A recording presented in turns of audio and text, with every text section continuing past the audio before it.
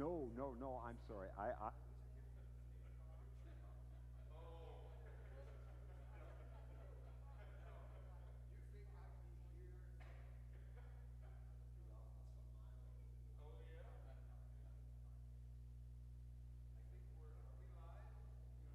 Okay. Well, welcome all of you here present in this sanctuary and in your respective sanctuaries, wherever they may be cast to and fro. Uh, Thank you for listening in, watching in, being present. Um, so I watched the, um, the presentation last week. Thank you for attending that and giving Brent your undivided attention. Some good interaction. I appreciate that. We have a few weeks left, so today we're zeroing in on the return of the elder brother, and it's going to be somewhat of a jumbled affair. For those of you who have ever tried to give presentations, or in fact have achieved a presentation, sometimes you get to this place where you have what appears to be, on the surface, several disparate parts, but there's lurking in your imagination a sense that if you put them in the right sequence, it would be a profound teaching. I'm not at that stage. I'm at the stage prior to that. I have these thoughts. I don't know how to bridge them. So here is what my notes look like. This is it. This is the sum total of what I have. The fact that it's sideways ought to tell you something, because normally I use a pad like this, but I needed this. But they haven't all found their home, their niche. So that's where you're going to come in. You're going to put it all together. But I will throw some things on the board. I was astonished to find out that this church, of all the churches I have ever been affiliated with, it is the first and only church that does not have a chalkboard or marker board that is wide and tall on wheels. Old school. Old. Thus, I had to resort to 3 marker boards, which, is appreciated. But anyway, I've never been in a church that doesn't have a rolling chalkboard. It's like, anyway, it's all good. So I'm not going to reread the story, but we're going to take in more of the original story as you find it in the Bible, because there are certain portions of the Luke 15 passage that Nouwen leaves out, and that's his freedom to do so. So like I said, this is going to be kind of a jumbled presentation, but maybe at the end things will start to come together. So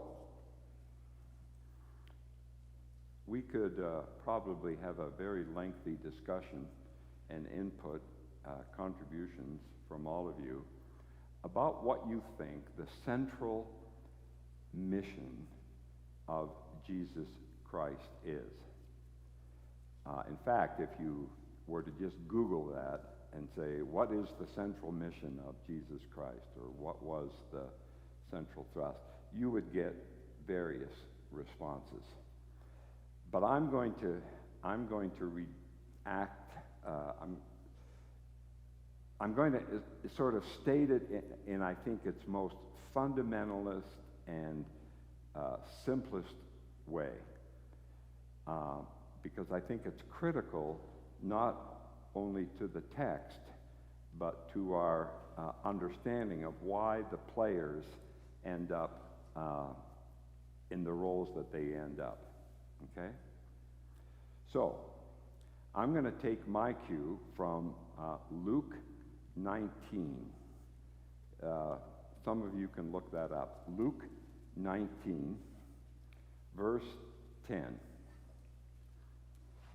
And this is how that text starts. For the Son of Man came to, and then what? What? Came to seek and to save the lost. Seek and save the lost. Okay? Seek and to save the lost. Pretty straightforward.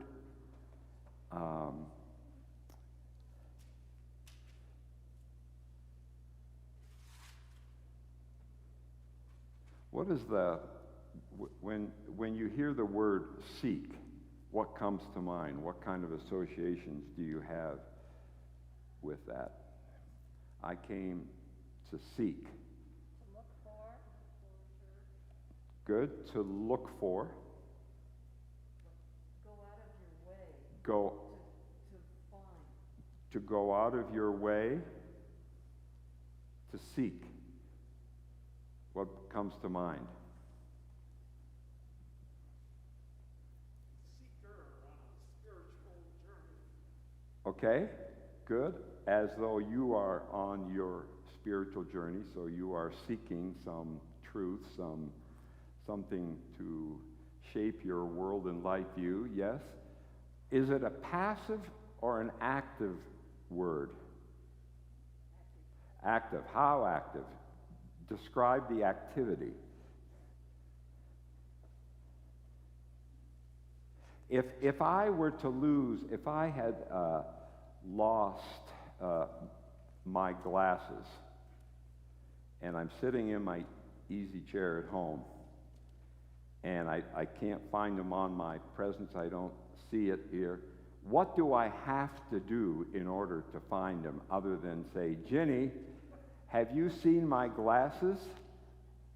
Get up and move. I have to get up and I have to move, right? One doesn't seek typically, or we don't think about that word as something passive that we simply announce. I need to seek something and then just sit there. We act upon it. It requires some kind of activity, and in this case, physical activity, all right? So I'm suggesting that this is the central mission of Jesus Christ. And everything else that we read in the gospel is attendant to this issue of to seek and to save the lost. Everyone, the seek, the save, and the lost are critical to our understanding of Jesus' mission. I don't think we have the time to sort of exegete each word.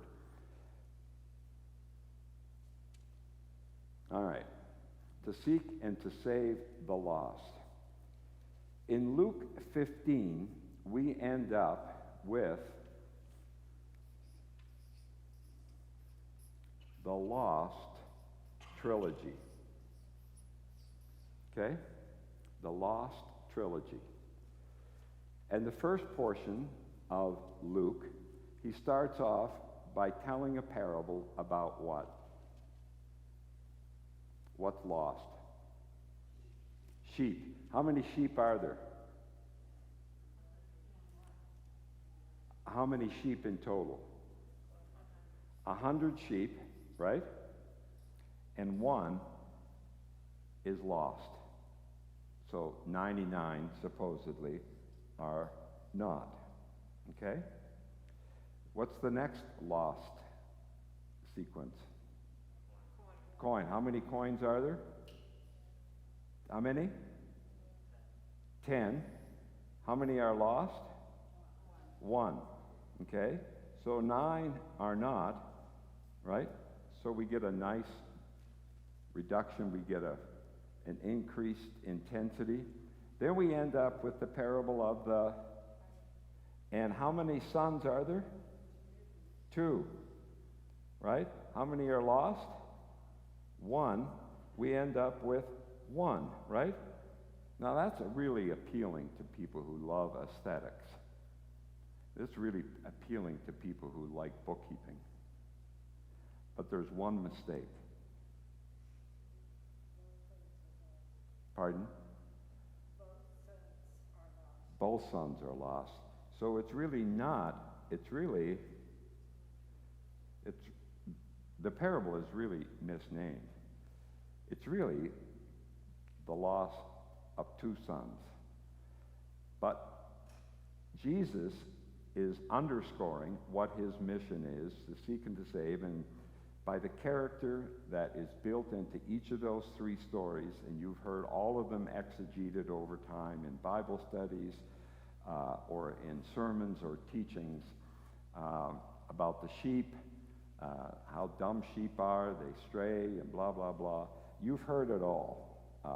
In just this group here, I don't know if there's another version that would radically break through our understanding of these 3 parables, because it's been written about, lectured on, sung about, played out in plays or paintings and so forth. But they do serve to underscore the seek and to save the lost. All right. Now, let me see if I can get you to follow along here with me. We have 3 characters. We have the young son. We have the older son. And we have the father. Okay? Every one of them has been given a script. Every one of them contributes to the dialogue. Not one of them is silent. All right? The text makes clear that all 3 of them have speaking parts. And I would refer to those as self-revelatory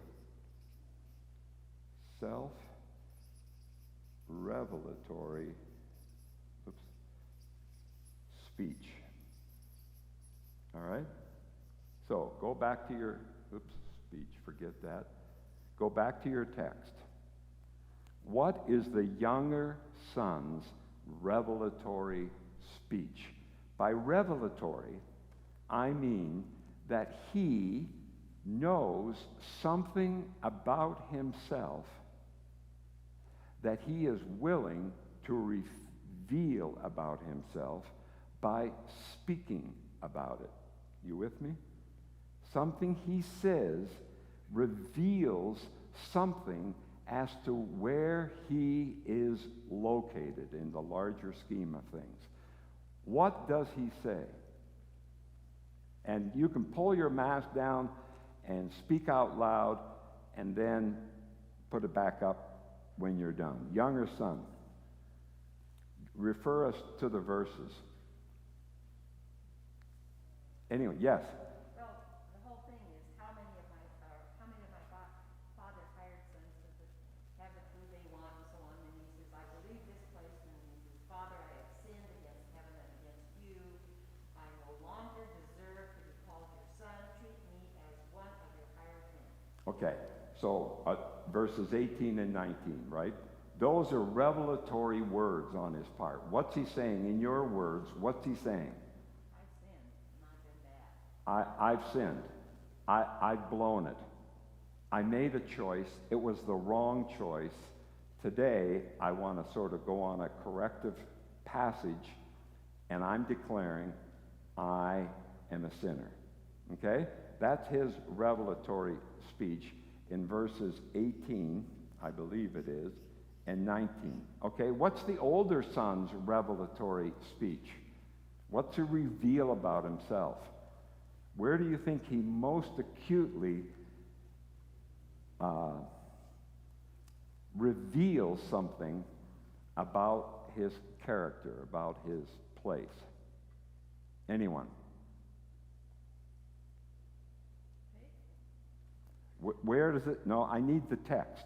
I need to have you see the text and read the text. Yes.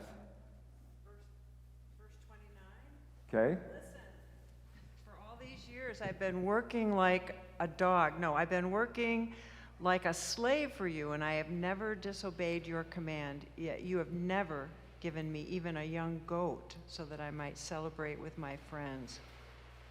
But when this son of yours comes, who's devoured all your property, you killed the fatted calf. Okay, what verses are you zeroing in on there? I'm sorry, what? What verses? Oh, started at verse 29 and went through 30.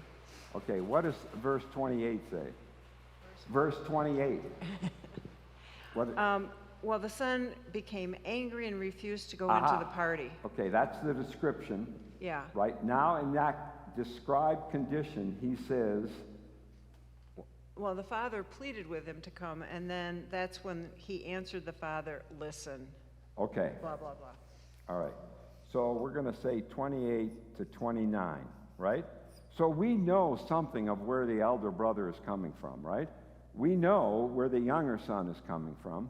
We know where the older son is coming from. Now, where is the father's revelatory speech, where he reveals where he stands at this location, at his location? What does he say? What does he reveal about himself? I don't know the verses I'm looking at. You know what? This is wrong. Sorry. My son, you are with me always, and all I have is yours. But it was only right we should celebrate and rejoice because your brother here was dead and has come to life. He was lost and is found. Yes. So I made the mistake here. Yes. So I'm sorry. I was distracted by my own distraction. Say that again. My son, you are with me always, and all I have is yours. But it was only right that we should celebrate and rejoice because your brother is here was dead, and has come to life. He was lost and is found. Okay. So in your own words, anyone, what is God declaring? What's the Father declaring about himself? Unconditional love, Unconditional love. What else? Anyone? What's he telling us about himself? forgiveness, Forgiveness. Where it doesn't even mention the word forgiveness. Where do you come up with that? he's implying that in my own thinking. Okay, good. He's implying that he's already forgiven, right? Something has transpired, even though the verbiage isn't there. He is announcing something that seems obviously very contradictory to the older son and to all the listeners, because what doesn't he do? What doesn't he say? He doesn't say that he's going to, he doesn't say he's going to, what do I want to say, punish him? Good. No punishment. Right, there's no reference to punishment, right? The natural thing would be to have him say something that would shed light on what he thinks about the attitude of the son. And what doesn't he do with the older son? What doesn't he say to the older son? Here's what a parent might say. You know, you're right. You're absolutely right. He's such a scoundrel. I always thought he was a scoundrel. I remember when he jumped out of his mother's womb. I looked at him and said, he's a scoundrel. I've been referring to him as a scoundrel all his life. I knew he would take up in the distant country, so forth and so on. So, and you're right, you have worked so faithfully. You have been such a positive influence on this farm. Our earnings this past year have exceeded all expectations, and I think that's a credit to your great work. Why doesn't he go there? Why does he not affirm the son, either in his judgment of the younger, or, and I don't mean to be talking just to you, or why doesn't he affirm the son? This would be a great place to take that son and hold his face and say, you know what? You've done right. You've done right. Why? I'm just noticing it says in verse 32, we had to celebrate and rejoice. Had to celebrate and rejoice. Okay, so say more. Don't let her give that mic back. He didn't have to, but he did feel compelled for some reason to rejoice because his son was dead, is what he says. And now he's alive. Right, because he says that both times. He says it to the younger son and at the end, to the older son. What does he say that he repeats? He said, the younger son was dead and is now alive. He was lost and is now found. Right? So the father was so moved. He had no choice, as though to say he had no choice. Why did he not have a choice? Now remember, we're talking about what he reveals about himself. Why does God, or the Father in this story, not have a choice but to roll out the beer? Because all he wants is life. Is what? Life. Life. God is life. He cannot not celebrate that which he came to do, right? His speech underscores the seek and the save. That is my one holy purpose. So, the Father, or all three, have these revelatory speeches. Good input. Now, let me see if I can now take us back just a bit. I want to go back to 2 weeks ago when I spoke a bit about my understanding of the Beatitudes. And I think I suggested that Jesus, in speaking the Beatitudes,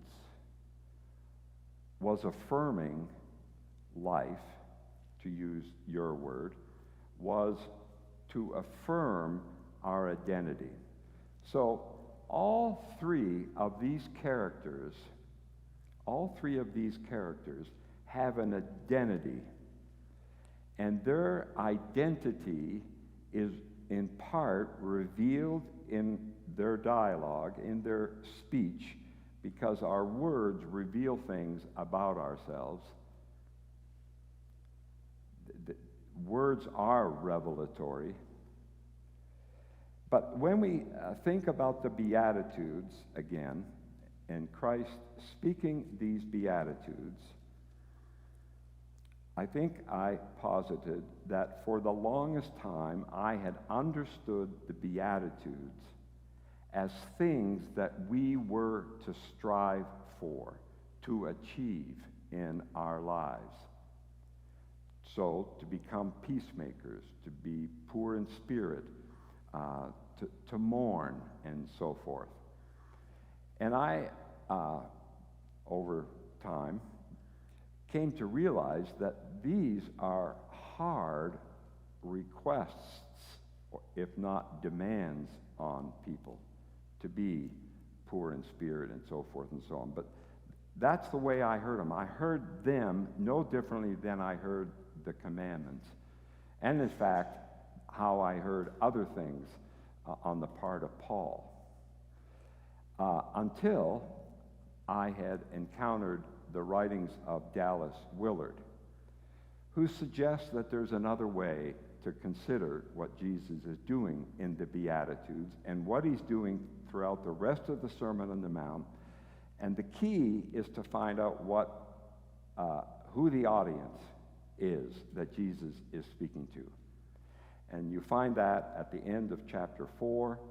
He reveals the kind of people that were gathering around Jesus, who hung on his words, who were intrigued by this man and sought him out to hear what he had to say. He then breaks into the Beatitudes, and then after he speaks the Beatitudes, he declares he makes two more significant affirmations about his audience. After saying, blessed are those, blessed are those, blessed are those, he says, you are the light of the world, you are the salt of the earth. You with me? Whatever identity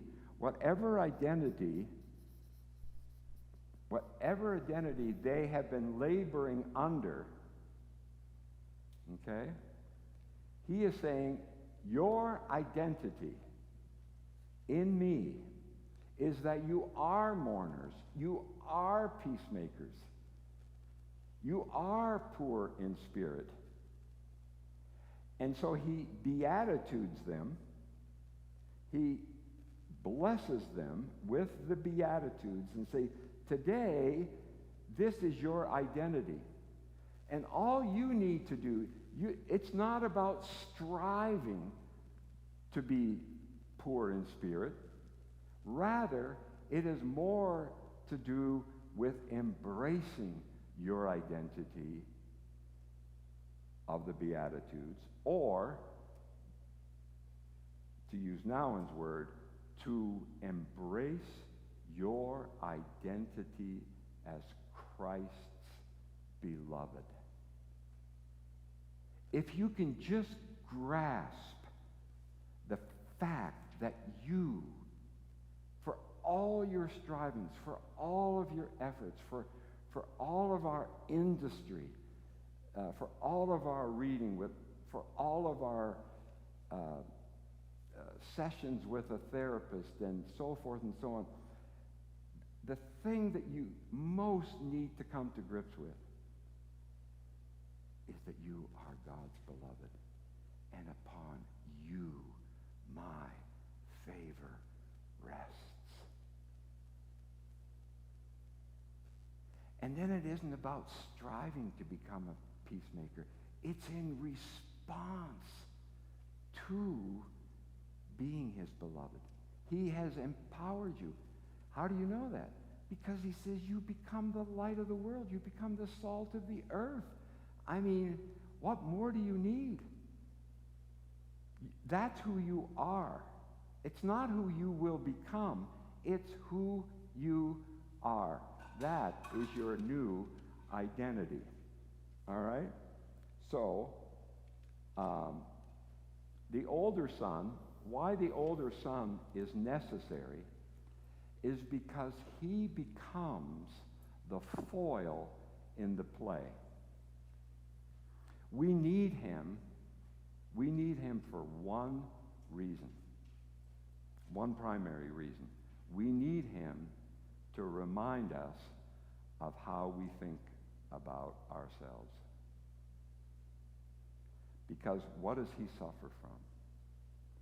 He suffers from the pathology of moralism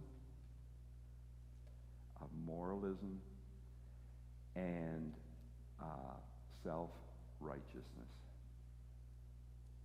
And every one of us in this room suffers with that day in and day out for our whole lives. It's this pathology of moralism and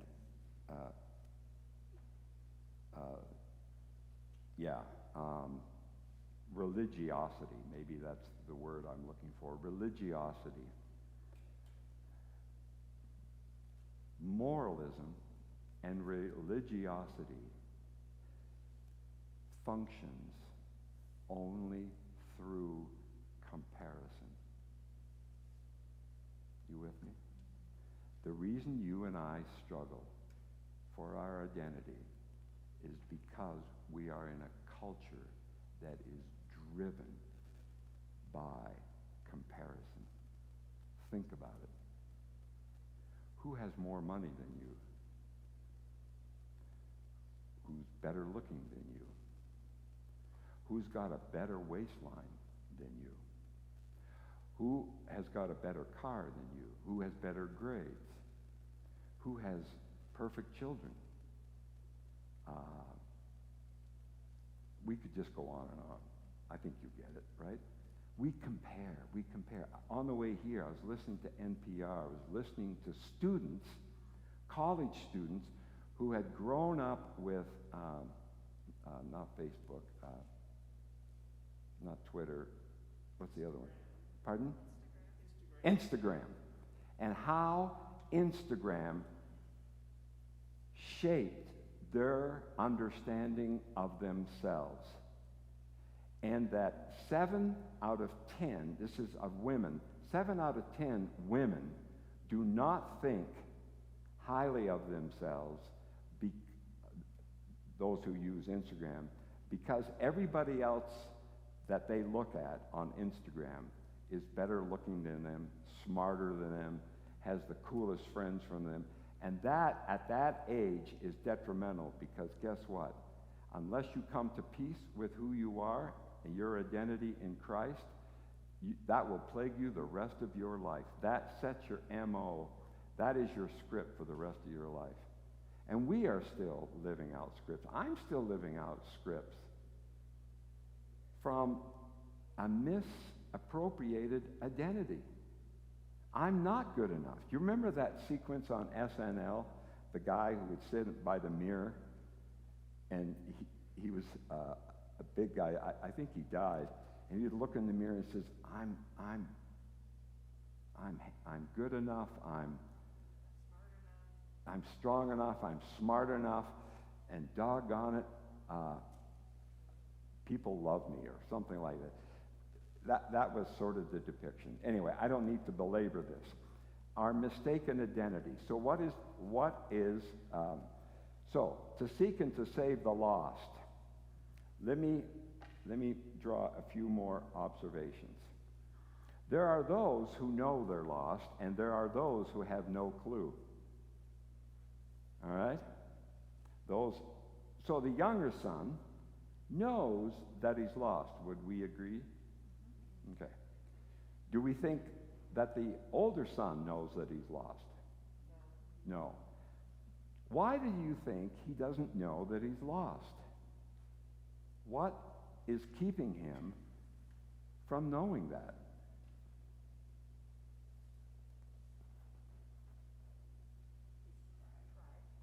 He what? Okay. His pride keeps him from seeing himself. What else?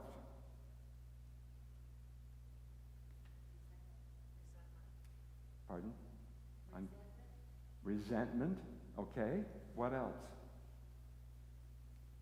It's not fair. It's not fair, right?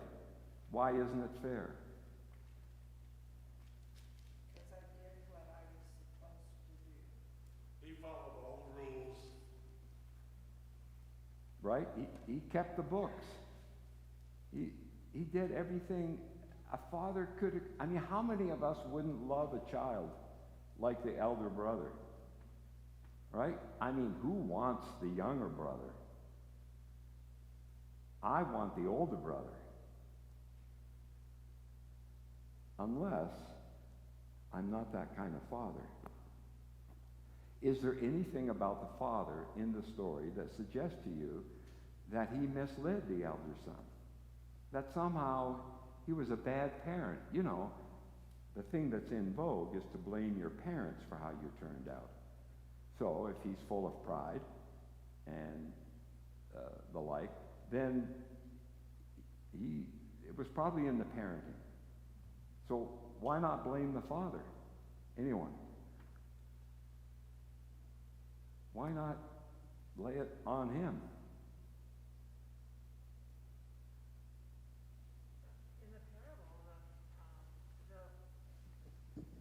In the parable, the older son refuses to go into the party, and the father comes out to him and pleads with him to join the celebration. So, I mean, I think the father goes the extra mile with his son. Okay. What we do know is that the father went out to both sons, right? Because he knew that both were lost. So the son is coming home, he's rehearsing his speech, he sees him down the road. The father runs out, which is so antithetical to Mideastern behavior that no father in his right mind would do that, with his cloak flying in the air and revealing his underwear, maybe no underwear. That would be disrespectful, and you'd be ashamed in your community. But he does it, and he does the same thing with the older. But there's nothing in the parable that suggests that it was the father's poor parenting. Is that what you're saying? It's nothing there, but maybe the father thinks that he did something wrong. You know, he might be thinking that, oh gosh, if I would have been more supportive, maybe he wasn't as talented as the older son. Maybe he feels that. We don't see that in the parable, but we can ask that question. You know, did the father have some regrets? And maybe the father thinks, I drove him off because I wasn't as encouraging or something like Right. that. That's the game most of us play, right? Yeah, yeah. If one of our children goes in a direction that we think, what did we do wrong? What did I not do enough of X? I mean, this is this is both the curse and the blessing of parenting, right? Is you just are putting yourself on trial all the time. Now, the reverse might happen too, is when your son or daughter is a huge success. You don't really say, where did we go wrong? I knew what I did was right. You know, I knew all along if he learned his ABCs and blah, blah, blah. Anyway, we're quick to take credit, but quick to take blame too. There are two things that the father says to the son that are significant. What are they? The older son. What the father says to the older son. Two things. In his interaction. It's kind of like, I always knew you were with me, and I always knew you were good. And No, all of- he didn't say, I knew that you were with me. Does he? No. Or anybody? You are always with me. You are always with me. You're always with me, right? Even in your lost condition, you are with me. We think the distant country is out there, right? No, the distant country is right here. But, says the Father, you were with me all this time. I have never deserted you. I've never left your presence. You may have left my presence, but you can never be out of my presence. That's impossible. It can't be done. What else does he say? All I have is yours. Everything. That's freedom language. That's grace language. Everything I have is yours. You already had the inheritance. Here's the thing. The younger son already had the inheritance. It just turned out it wasn't the inheritance he was most thinking about. Today, when we talk about leaving our children an inheritance, what inevitably are we talking about? Come on, be honest. Money, right? A car, the silver coins, the memory. This is what we're talking about, right? But it's really, what he wants is the appreciation from his father, though. I mean, those are symbols. He wants appreciation. Who does? The elder son, he's feeling unappreciated. He's feeling taken for granted. And so, go ahead. I mean, even by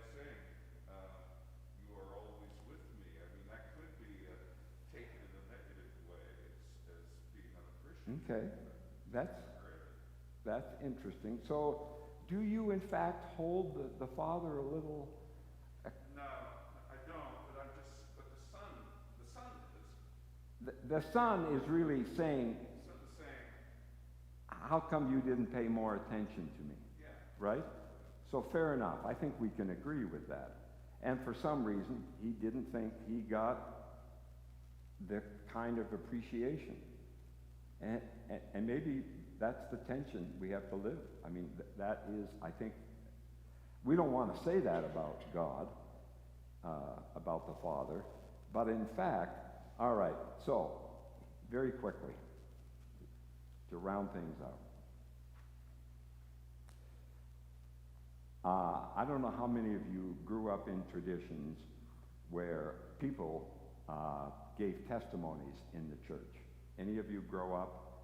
We don't do that in the Presbyterian church very much because it's messy. What if they start crying? Or, what if their testimony is better than the sermon? So pastors don't want to be threatened by a really good testimony, right? You know what a testimony is, right? Somebody gets up and they say, okay, there's sort of two potential kind of testimonies out there, right? The one is that one that we most think about when we think about testimonies, or we've been to church or been to some occasion where somebody stood up and they gave their testimonies, and it's a horrible story, inevitably, right? It's a horrible story. I was drunk, I was abusive, I stole, I did all of these terrible things. There was no chance of my ever surviving this and so forth. And they talk about, how they didn't treat their mothers nice, and half the listeners are now almost in tears saying, oh my, this is just dreadful. But I once was lost, but now am saved. And then we sing Amazing Grace, right? That makes for drama. So church is over. You go out, you get together with lunch, or you meet somebody at work the following day. Oh man, you should have heard this testimony, right? The other testimony is the kind where somebody thinks they have a testimony that is really significant, right? And here's the simple nuts and bolts of it. The nuts and bolts of it are this. I've been a good worker. I work at a law firm or whatever, but I'm in charge of their books, and I stole $100 or I stole $1,000, but I feel terrible about it, and I returned it. Now, how much excitement does that generate for you? If somebody gets up and says, well, you think the testimony I just explored with you, now this guy gets up and says, I stole $1,000, but I returned it, and my boss let me keep my job. Which one are you going to most sort of get excited about and share with others? Pardon? Why? Why the first one? Why not the second one? More emotion, good, right? More drama. What else? Why do we have such an affinity for these dreadful stories of the lost who come home, right? Jenny. Is it perhaps the first story seems so different from all the people sitting in the pews, whereas the second story, there could be some folks that saying, ooh, I did the same thing, I hope nobody finds out, or, there's a difference in reputation and Good. separation from the pew sitters. Okay. I'm going to let you just think about that till next week. We'll revisit this. Let me close with this. In another part of, is it Luke 9? Jesus says, she who has been what?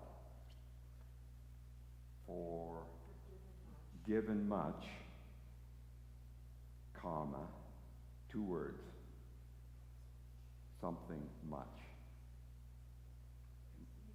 Loves much. Okay?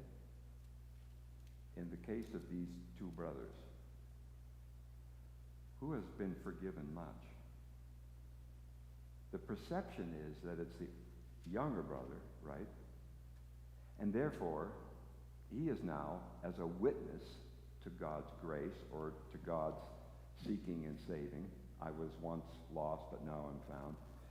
He's going to love more, right? And the younger son, his downside is that he does not think of himself in the same way that he thinks about the brother. He's the guy who stole $100, right? At worst. That's the worst thing he has done. $100 in today's currency, that's like a dime, right? So is he capable of loving much? No. So why would Jesus say, you who are forgiven much, love much? What is he saying? What's he suggesting?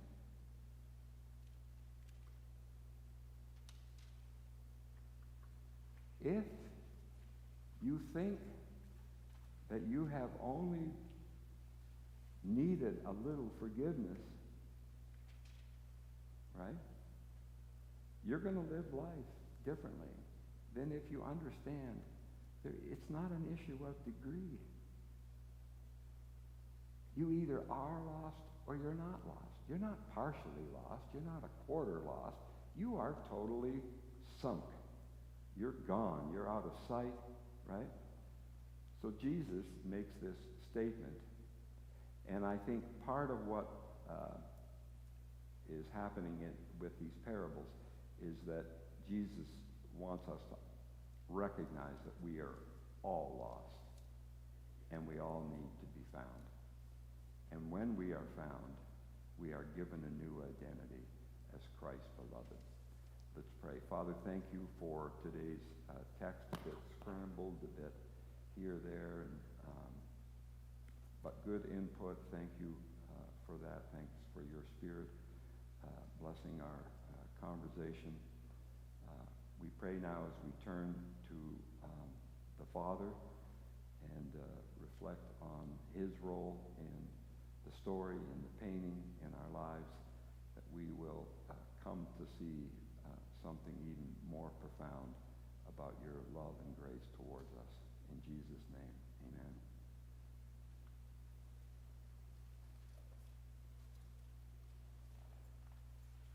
So next time we should be reading. I'm sorry. Yes. So next time we should be reading these. Yes. Yeah, you have it. I'm sorry. So, man, sorry, I didn't. What chapter? It's 7 and 8 for next week. Okay. So, chapters or sections 7 and 8 for next week. And then the final week, we do chapter 9, the celebration. We all clear? Okay. Question for, Jenny? maybe for Lynn, you know, next week they're having this reception celebration for Joe. Do we want to start still at 10:15 or maybe 10:30? I'm just wondering. So, when is the celebration? After the first service, right? Oh. I don't know, do we skip and then?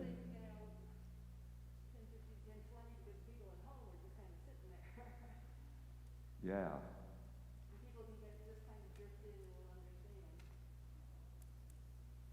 So you're saying we should just proceed.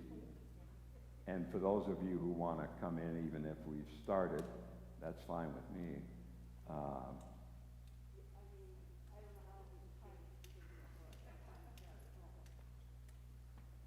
Yeah, the only thing we could do is try to do all three in the last week. But all right, so we're going to stay with the plan, and you can smuggle food in here or whatever. Yeah. Okay, so, yeah, good point.